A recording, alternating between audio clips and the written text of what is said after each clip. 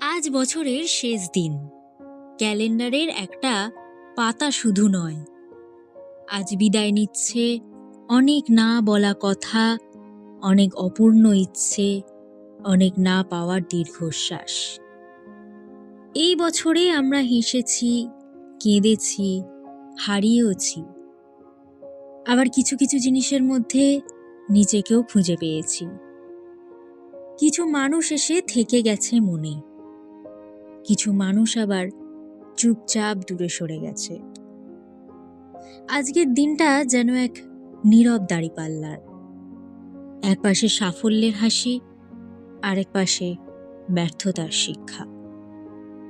সব উত্তর পাওয়া যায়নি, সব স্বপ্নও পূরণ হয়নি, তবুও আমরা বেঁচে ছিলাম, লড়েছি।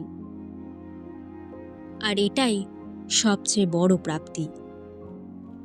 এই শেষ দিনে দাঁড়িয়ে একটা কথাই মনে রাখতে ইচ্ছা করে যে যা হারিয়েছি তা হয়তো যাওয়ারই ছিল, আর যা আসবে তা হয়তো আরো ভালো কিছু নিয়ে আসবে।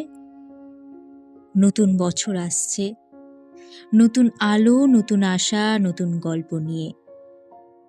পুরনো কষ্টগুলোকে আলতো করে বিদায় জানিয়ে চলো আমরা আবার বিশ্বাস করতে শিখি, কারণ প্রতিটা শেষই কোনো না কোনো নতুন শুরুর নাম।